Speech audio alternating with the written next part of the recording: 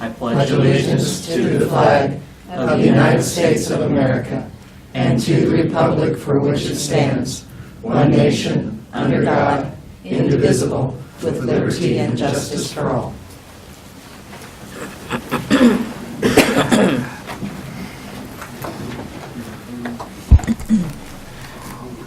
Good morning. This is January the 25th, 2018. This is the Shawnee County Board of Commissioners. My name is Kevin Cook. I currently serve as the chair of the Shawnee County Commission. Joining me today is Commissioner Shelley Bueller as the vice chair. Good morning. Good morning. And Commissioner Bob Archer. Good morning. Good morning. Madam Clerk, if we could start with our first item. First item is item 3, consent agenda. Are there any questions or comments regarding the consent agenda? Move to approve the consent agenda as presented. I'll second. Motion to approve by Commissioner Archer, seconded by Commissioner Bueller. All in favor say aye. All opposed? Passes 3-0. Our next item. Item 4, new business. A, County Clerk number 1, consider all voucher payments. The vouchers are totaling $329,118.79. We'll start with the lowest amount this time. It is with the holding account, State of Kansas, $42,316.93. District Court, $76,881.03. And the Sheriff's Office, $99,019.42, and the majority of that is radar equipment. So with that, I'll move approval. Motion for approval by Commissioner Bueller. Second. Seconded by Commissioner Archer. All in favor, say aye. All opposed? Passes 3-0. Our next item. Item A2, consider correction orders. Move to approve. I'll second. Motion for approval by Commissioner Archer, seconded by Commissioner Cook. All in favor, say aye. All opposed? Passes 3-0. Our next item. Item B, corrections number 1, consider approval of request to reclassify the field training officer to a lead corrections specialist with an increase in annual wage of $2,300 effective the first pay period in July of 2018. Good morning, Commissioners. Brian Cole, Shawnee County Department of Corrections. Before we get started, I made a typo in this, and that it should be field training coordinator position. This is a position that, with our agency, it is a union position, and I've been in conversations with both Mike Scribner, who is here today, and Angela Lewis with Human Resource. But this is a position, our field training coordinator, who is a lead worker over our field training officers and within our training division. This is a person here who oversees and schedules the field training positions, monitors, trains, and evaluates to some degree those work that goes with the field training officers. One of the problems we had at one time is we had a field training coordinator was the same rank as a field training officer, and a lot of times there was some pushback a little bit saying, well, we're the same rank, why are we you telling me, that kind of stuff there. I mean, even though our person that's currently in this position has been there a great deal of time. But in talking with Angela and Mike, we both felt, and even staff at the jail felt that this needed to be a lead work. We do have the lead corrections specialist position already established within the Department of Corrections, and this was just being able to bump this person up to, I think, the appropriate scale and range for the duties that they're doing. We did look at this. I did speak with Angela and Mike regarding that we did not want this to take an effect till everybody else and everything happened in July. We felt that that was the best time to do it financially. We do have the money, and we're not asking for additional funds to our budget. I believe that we'll be fine with our budget of $2,300, and we were going to wait till July. As I mentioned, I have Angela is here, obviously, and then Mike Scribner is here with the union if there's any specific questions. And I'll stand for any questions you may have. Any questions regarding this item? Okay. Commissioner Archer. Brian, how does this change improve the operation of the jail? I think it gives it more efficiency, it gives better leadership. It allows us to establish a chain of command and a rank system within our facility that allows for appropriate responsibility and accountability of our operations. So I believe overall that when I talked to the training staff that we did this, that it allowed us just to have better accountability and more thorough review of the position and things like that. So I believe this is a very good decision. So there's a payback to absolutely. making the change. Okay. Absolutely. Thank you, Mr. Chair.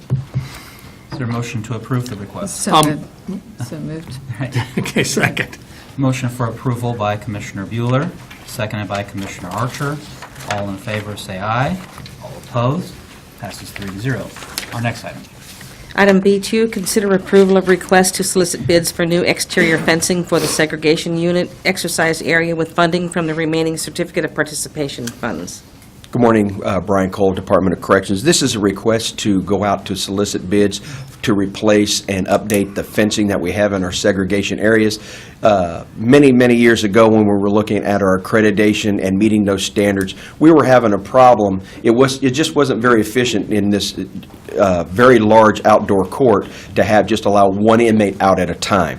It did not allow us to stay up with when auditors would come in. It was how are you meeting, all 40 or 30 inmates getting an adequate amount of recreation time out in the outdoor court. So at that time, we made individual exercise areas.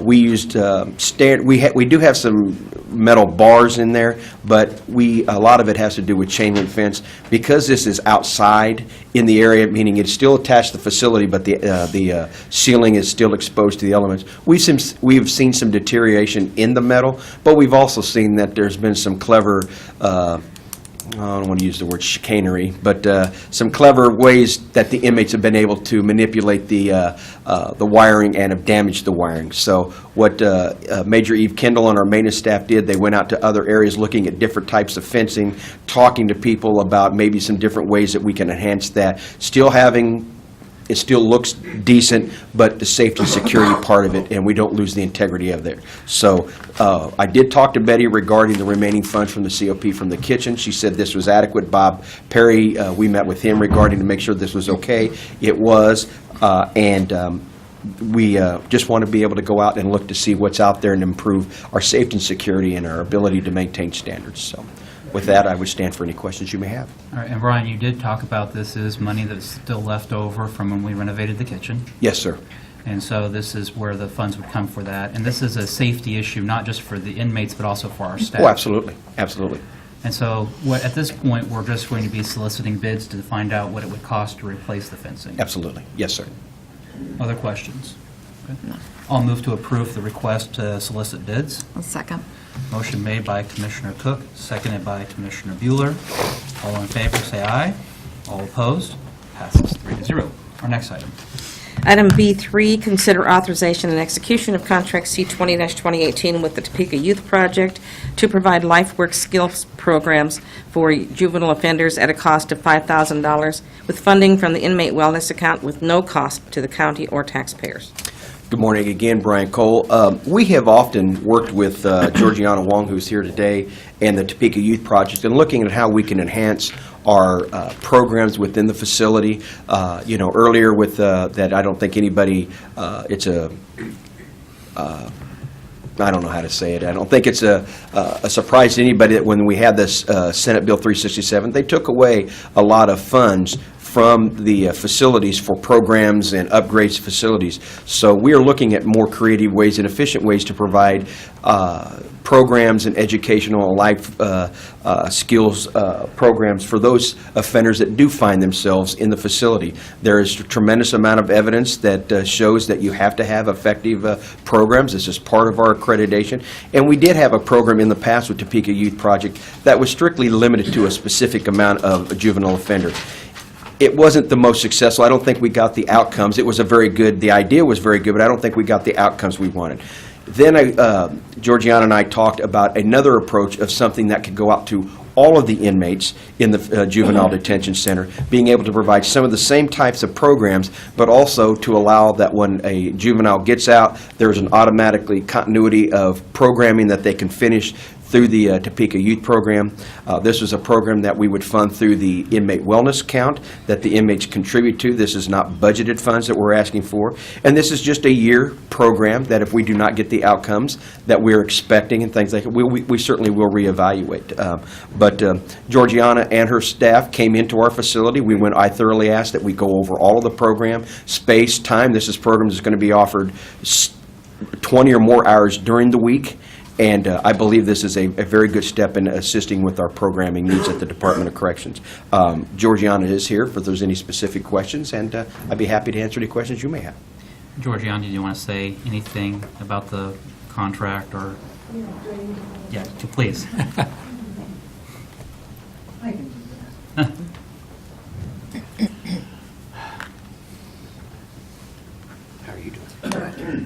I'm really excited that we get to serve more of the kids. They were very protective of me the first time I went in until they found out I was a tough bird and not afraid of the young people. What we're going to be doing is we're working with One Heart, and I don't know if you guys have heard about them yet, and they come out of Dallas, Texas. They're backed by the Cowboys, and now they're backed by the Chiefs, and they're doing mentorship of incarcerated youth. So these young people that will be serving inside as they're released, they will also join the mentorship program, and it is very successful. We are a Kansas Star mentorship program, and they didn't have that offer the last time. And then we work with 200 employers, so I feel very confident we'll be able to get them all jobs if they want to stay in the Topeka, Shawnee County area.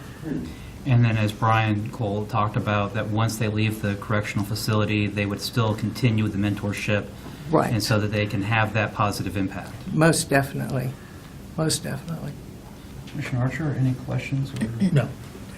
No, just thank you. Your You're welcome. tireless efforts. You're You've welcome. done this Yes, for a I've got while. 34 years Yes, now. yes, you have. 6,000 kids in 34 years. Thank you very much. Thank you very Thank much. you. At this time, is there a motion regarding this request? So moved. Motion made by Commissioner Bueller, Second. seconded by Commissioner Archer. All in favor, say aye. All opposed, passes 3-0. Thank you very much. Brian. Thank you very much. Madam Clerk, our next item. Item C, Parks and Recreation, number 1, consider authorization and execution of contract C21-2018 with Genesis Health Clubs for the operation and management of the Crossover Tennis Center at a fee of $36,000 annually, with Genesis contributing 10% of annual gross revenues for future facility upgrades and program improvements. Good morning, Commission. Shaun Osborne, Parks and Recreation. A while back, we went back out for RFP for this item. If you guys remember back, probably in 2017, around April, we had to exercise part of the contract, and we eliminated the individual that was running the crossover at the time. So in that part of it, we went with Genesis on a temporary basis, month to month, and then when we got to November, we went out for RFP.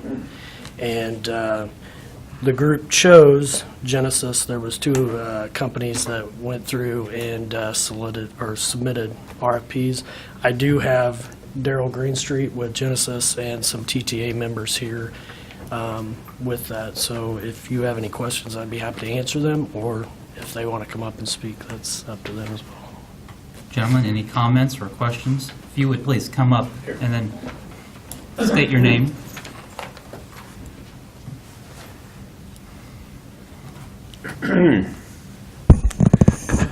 Terry Cobb with the Topeka Tennis Association.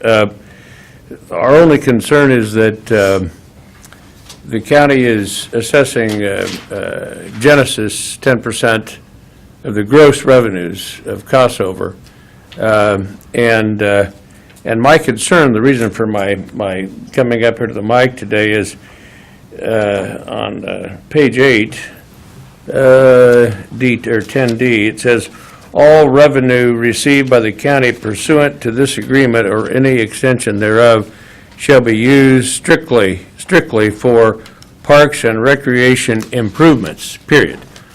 But it doesn't say at crossover. So my point is that the tennis people are paying crossover, or are paying Genesis, and Genesis is giving 10% to Parks and Recs, but it doesn't say that those funds are going to be used for improvements at crossover. And if the words were added at crossover, I'd be fine with it. And I don't want to redo the agreement. It's been 4 months, and we're planning our tennis season right now. So if I could just get an oral commitment from Parks and Recs that these really are, these funds that our tennis committee is paying to Parks and Recs are going to go at crossover and not at softball. We have 2 restrooms out there. We've nicknamed them the deplorables. I've talked to my softball buddies and they say that and golfers. They say that the restrooms at the public courses there are very nice, but ours are, and like I say, we've nicknamed them the deplorables. We've got the guy in charge of middle school tennis on our board, and that was his term. And so we want to talk to Parks and Recs about doing some work on the bathrooms. And this 10% override would go a long ways in helping do those improvements. So that's my comment, and if I could just hear from Parks and Recs that these are going to be earmarked for crossover, that'd be great. And if you can't, we don't want to put this agreement off. We're just concerned about cost. We got I mentioned to you guys last time, we've got a lot of awards from the 5-state region, we call it Missouri Valley. We've got the association, we got the Facility of the Year award for 5 states, guys. That's a big deal. But the bathrooms are not quite up to par, so that's one of our big pushes this year. Those are my comments. Thank you, sir. Any questions on that? You understand what I'm saying on Any that? questions for Terry?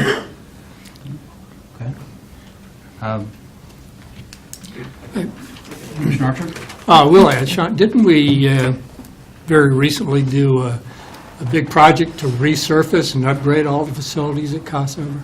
For the tennis courts, yes. Yeah, I understand. We did that, yeah. Okay. But within the money of the 10% stuff, and maybe Jim can correct me, I think the money there that comes in has to stay within that area because of the Federal Land Act with that Felker Park area. So if it gets used within the tennis court or anything, it will be used in that vicinity of Felker Park. John, Jim? You did good, Shawn. Crossover, Felker Park, used to be referred to as Winter Park before they renamed it after former Mayor Butch Felker. But it is it's very similar to what we have at the Shawnee South Community Center in that it was deeded back in I think in the early 70s to the county and has to remain a parks property. We work through the National Park Service, the Legacy to Parks program. We work through the National Park Service, and we have contracts with them of how we manage and operate that facility. All of the monies that are produced at those facilities have to remain within those facilities. Commissioner Bueller? They have to remain with those facilities, but not necessarily with crossover. Well, correct. I mean, it's within, We look at the entire, Okay. we look at the entire thing. Parking lot, for instance, is the parking lot there for the Crossover Tennis Center? Is the parking lot there for the softball? I mean, we'll look at the entire thing. So it would stay within Felker Park. We've got a lot of repairs. I'm sure that the vast majority of them would take place at the tennis. I just hate being handcuffed by something on their side and also by the federal government. Jim's trying to stop me from talking. No, I'm Jim Crow, County Councilor. I've worked with our federal counterparts on this. You might think since that occurred in the 1970s that they gave that to us and then they're out of the picture. They're not out of the picture. They're very actively involved. We do have to report to them from time to time, and they do raise issues with different parts of the facility. So it isn't a matter that we can make promises that then we can't keep with the federal government. So we have to keep all of those interests in mind within that facility. okay, good to know. And I would say, yes, Commissioner Archer, you were right. We spent close to $200,000 at the Crossover Tennis Centers repurposing all of those courts. That's what I thought. Yeah. What are the prospects of addressing the bathroom issues this year? John, do you know? Highly likely. This is the first I'd heard of it, but I'll be glad to take a look at it and see. Okay. Okay. So- Thank you, Mr. Chair.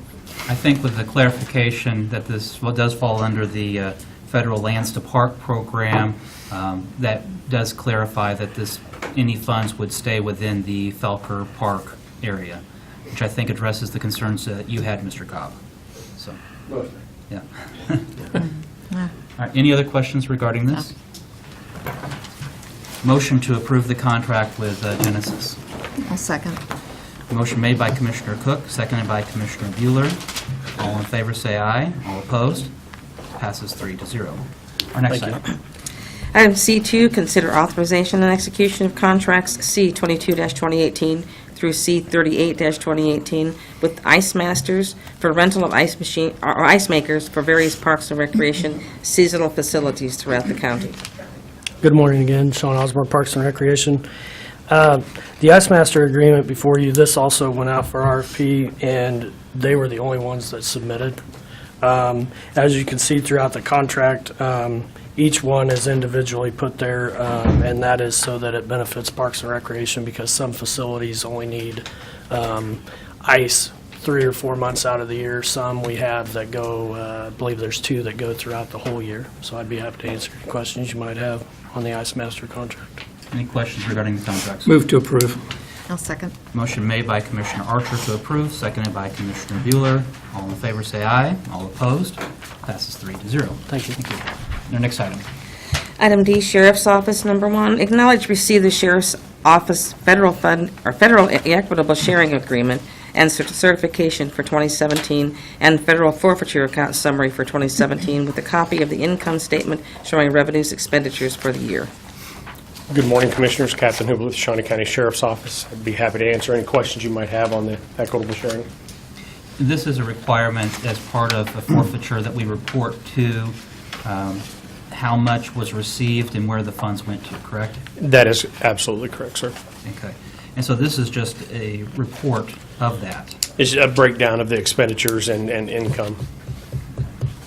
And so, any questions regarding this? Commissioner Archer? I just wanted to point out for the public, and we had talked about a SWAT vehicle for the sheriff's office late last year, and we approved $100,000, but it was a $250,000 vehicle from what I recall. And we suggested that perhaps the forfeiture fund be used for that. So I just wanted to point out that fund does have an excess of $600,000 for the public to realize that. So Yes. that's all. Thank you, Mr. Chair. Any other questions? No. All right. I'll move to acknowledge receipt of the Federal Equitable Sharing Agreement. Second. Motion to acknowledge by Commissioner Cook, seconded by Commissioner Bueller. All in favor, say aye. All opposed? Passes 3-0. Our next item. Item D2, acknowledge receipt of correspondence from Sheriff Jones regarding the purchase of 8 sound-off enforced light bars for Chevrolet Tahoes at $1,709 each, and 2 sound-off enforced light bars for Dodge Durangos at $1,709 each, from KCOM Inc., for a total of $17,090 with funding from the 2017 budget. Again, Commissioners, Captain Hubler with the Sheriff's Office. These will be light bars placed on new vehicles and also vehicles that are moving from an unmarked status into a marked status. The KCOM was the low bid of all the vendors, and I'll be happy to answer any questions if you have any. Any questions? I'll move to acknowledge receipt of the correspondence from the sheriff. Second. Motion to acknowledge by Commissioner Archer, seconded by Commissioner Bueller. All in favor, say aye. All opposed? Passes 3-0. Our next item. Item D3, acknowledge receipt of correspondence from Sheriff Jones regarding purchase of a bidirectional amplifier at Rossville High School and Silver Lake High School for radio coverage from TBS to Electronics at a cost of $11,901, with each school district reimbursing half of their invoice, and the total cost for the sheriff's 2017 budget of $5,955.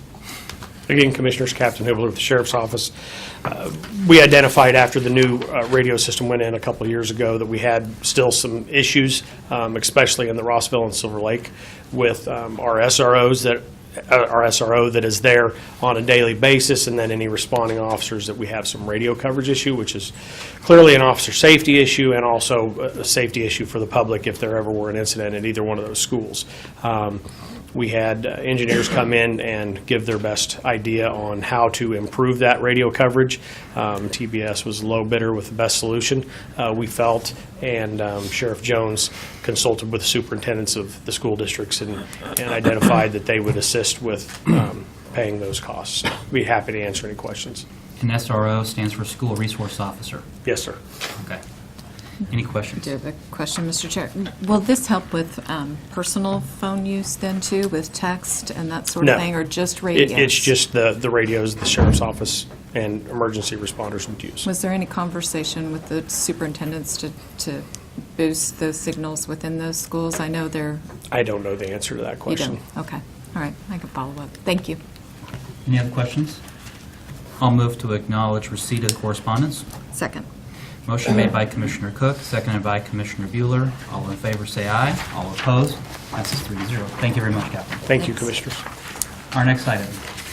Item 5, administrative communications. At this time, if there are any department heads or members of the public wishing to address the commission, this is your opportunity.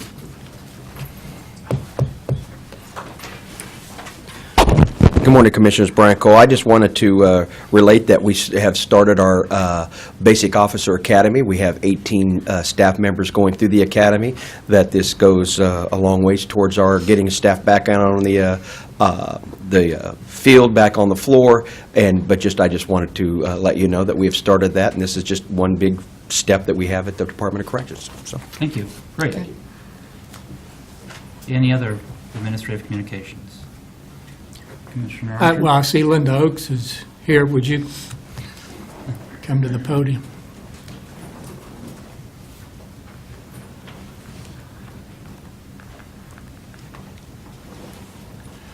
Good morning. Is there any flu shot vaccine left? There is some flu shot vaccine left, so Can you remind the public Yes. that it's free? I would be glad to. Yes, we Okay. are, again, still running that special on flu shots. They're still free. And we do have some supply left. It's at 2115 Southwest 10th, that's the clinic, during our regular clinic hours. There's plenty of flu vaccine for children. There's a limited amount for adults. So I believe, and I'm sorry, I don't have the exact number, but we're probably getting close to under 100 doses left for adults, but plenty for children. So again, I encourage everyone to get your flu vaccine. It's still your best protection. We haven't peaked yet. We're still in the middle of the season. So please come get your flu vaccine. Wash your hands. Stay home when you're sick. Good, thank you. No, it's a nationwide problem, and I think It is. Kansas is one of the leaders in it being a problem. So We love being a leader with that. Thank you, Mr. Chair. Thank you. Commissioner Bueller, I don't have anything? anything, thank you. Commissioner Archer? anything? No, thank you, Mr. Chair. Yesterday evening, we did have an opportunity to do a welcome as part of Local Government Day outreach with our capital and our legislators, so they would hear from county commissioners and city officials regarding issues that concern, and the legislature is in full swing.